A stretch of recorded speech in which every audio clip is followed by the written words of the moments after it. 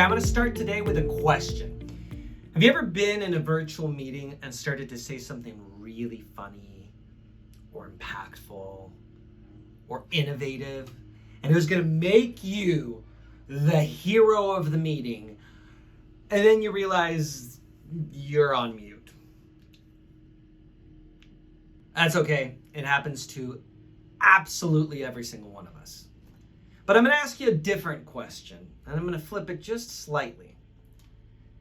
Have you ever been in a meeting, whether that's virtual or in person, and felt on mute? You know what you wanted to say, but didn't quite have the words to say it? Or you know what you wanted to say, but didn't quite have the courage to say it? And this feeling happens to all of us as well. But I'm going to give you a harsh reality. When you keep yourself on mute and you don't speak up in meetings, you're actually being selfish.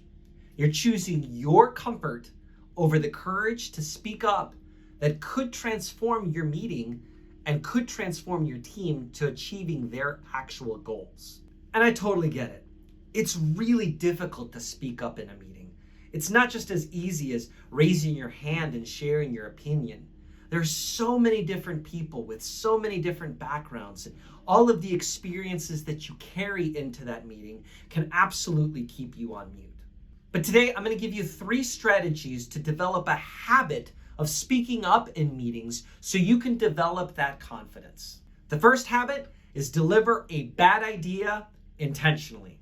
I know it seems a little counterintuitive. You want me to have more confidence in meetings, but you want me to share a bad idea? Absolutely, I do. Too often teams actually struggle with where to go next because they don't have enough content to shift through. They think that only the best ideas need to be spoken out loud. But how do we know if an idea is the best if we have nothing to balance it with? Sometimes sharing a thought, even if it's half-baked, is really, really critical to a team's brainstorming and progression. Now, I would never recommend discounting or discrediting yourself, but there are ways to set context to delivering an idea that may or may not be effective. Here's some phrases you can use. This idea is half-baked, but I would love your input on it. I'm not totally convinced of this, but what if we, I'm not sure if this is the solution, but my gut tells me that. All of this not only shows power, but it shows vulnerability in the same respect. You're openly admitting that you haven't quite figured it out, but you're willing to share the idea in the open market to see how the team can collaborate to find the actual best idea.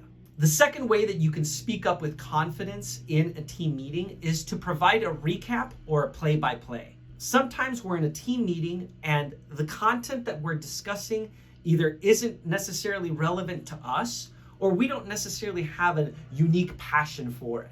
And that's okay. Not everything in every team meeting is going to be relevant or passionate to you.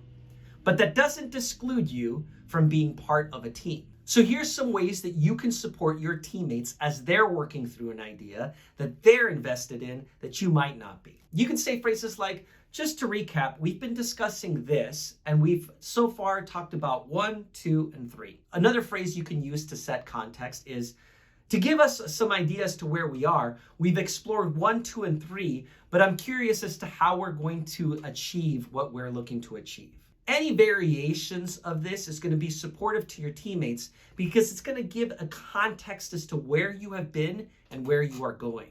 And it often reminds individuals as to what's important. What's the main point of this meeting, and how are we getting to that aspect, as opposed to some of the tangential discussions that can so often happen in team meetings. And the final strategy to build your communication confidence within meetings is ask questions. We've all heard the adage, there's no such thing as a dumb question.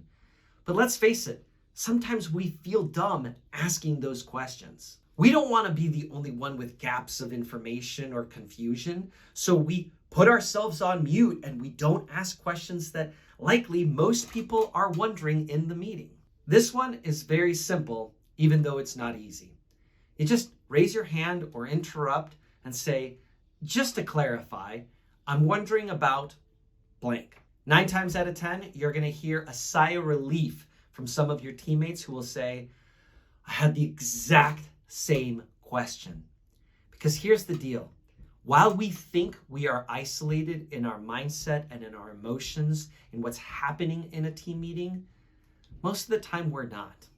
Most of the time we're all on the same page, but we don't even know it. When you put these tools into practice and you start speaking up confidently in meetings, you're going to showcase that your team is actually on the same page and they're ready to go to that next level. Again, there's nothing easy about this. Being in a team meeting, especially one that is high stakes, brings a lot of emotion, a lot of anxiety, and a lot of fear.